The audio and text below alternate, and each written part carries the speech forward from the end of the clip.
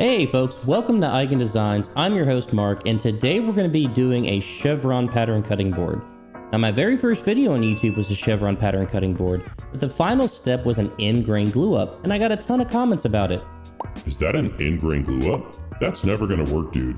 I see big problems with this cutting board. Okay, first of all, the board's fine, okay? It's still working fine.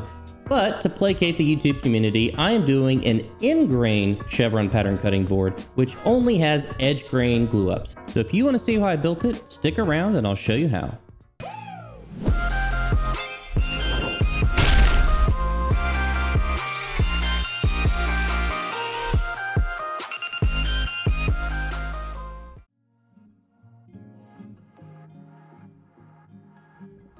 As we open up the video with this dramatic cinematic shot, we're going to start off the project by using some 8/4 walnut that I have from another project, as well as some S2S maple that I have left over from a different project. These are the 3 boards that we're going to be using to create the chevron pattern. I start off by rough cutting each of the boards to about 22 inches in length. I'm using my crosscut sled here because I just don't like my miter saw. That's the only reason. I use my crosscut sled for almost anything that I can fit in it.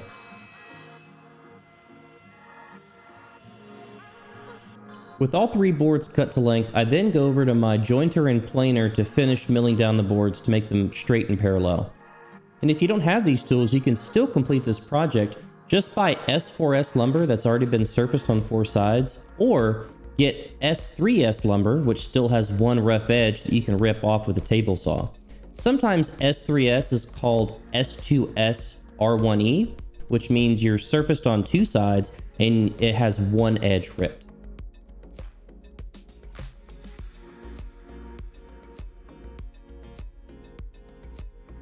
Now it's time for the fun part. I use my inclinometer to set the saw blade to 65 degrees. You can change the look of the chevron pattern by altering the angle of your saw blade to make the pattern look more or less aggressive. When you start making the cuts, there's a lot of room for creativity. I didn't really have a plan going into it. I just knew that I wanted a thick piece of walnut in the middle of the chevron pattern, and everything else I cut from that, I just cut in double so that I could make a symmetrical pattern whenever I was done.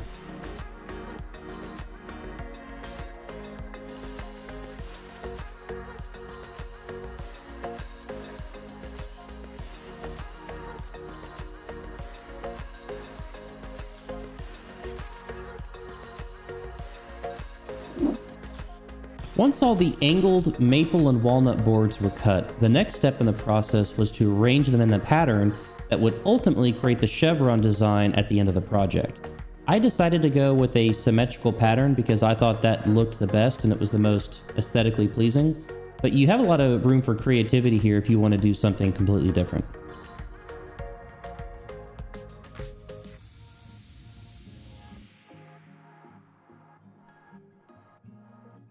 This first glue up is actually the hardest part of the project. The reason for that is, as you apply lateral pressure with your parallel clamps during the glue up, the angled cuts on the boards naturally make the boards want to slide past one another. So I would recommend using some cauls to apply some loading from the other sides to prevent those boards from slipping past one another. Here's a good cross-section of the final glue up for my boards that shows those cauls applying that lateral loading to keep all those boards aligned. Once the glue had a chance to dry, I took the board over to my crosscut sled to put a nice clean edge on one side of the board. I then set my stop block on my crosscut sled to 1 3/4 inches and began ripping the board into strips. This 1 3/4 inches is what's going to set the height of the final board. So if you want a different height board, this is where you would make that adjustment. With all my strips cut, I make one last trip to the joiner and the planer just to make sure everything's flat and square. This is an optional step, you don't have to do this. I just find that the seams are a little bit more tight whenever I'm able to do this step prior to the final glue up.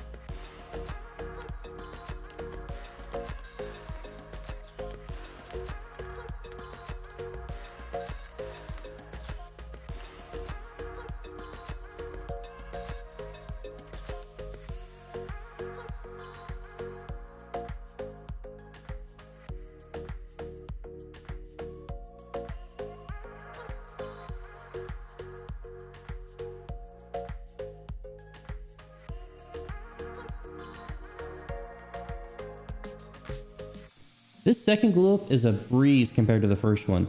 Just make sure as you're applying the clamping pressure that you have alignment with your different chevron patterns that are mating up, because any inconsistencies is going to be really noticeable in the final product.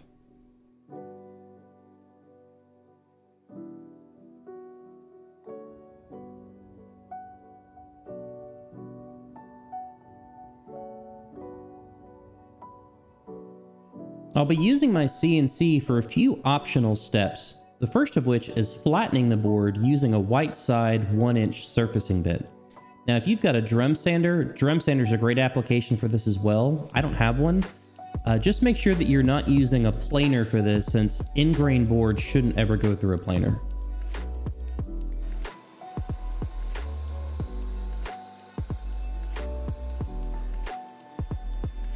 I then use a 1/4-inch end mill to cut some handles on the underside of the board, and in the process of doing so, I created some splinters on the side of the board that we'll have to clean up with a crosscut sled in the next step.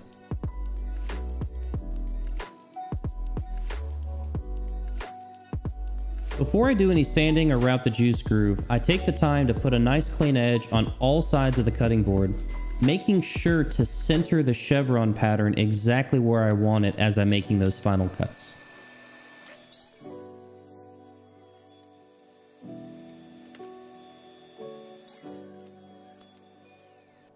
Next, I use a 1/4-inch round nose bit to put a juice groove around the edge of the board.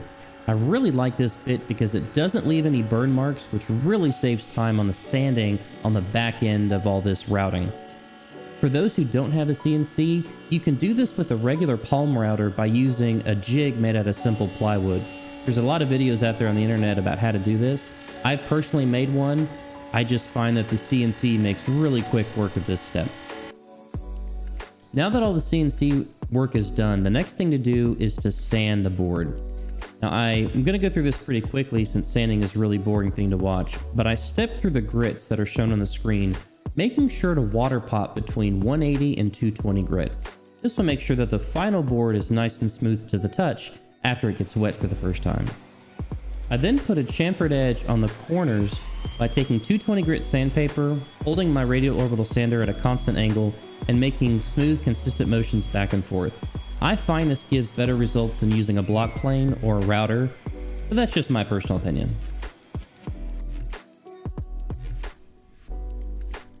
Before applying the finish to the board, I apply some rubber feet on the 4 corners of the board.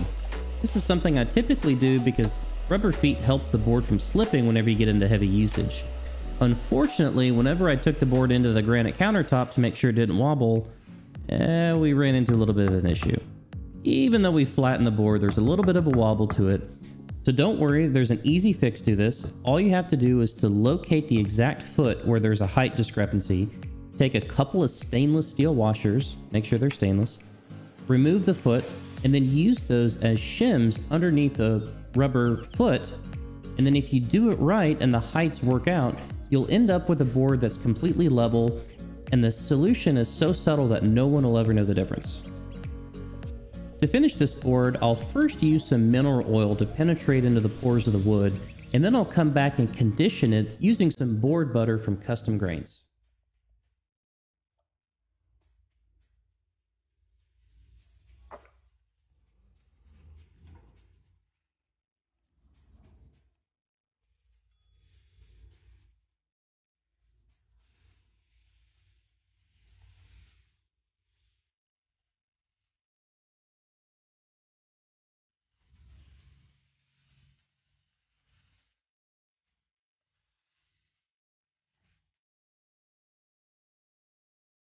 To condition the board, you simply take a pad or a soft cloth, take a little bit of the conditioner, and just buff it onto the surface of the cutting board.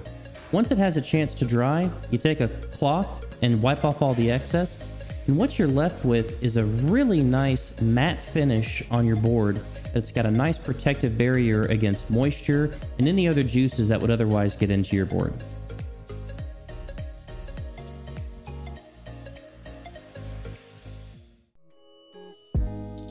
So here's how the final Chevron board turned out.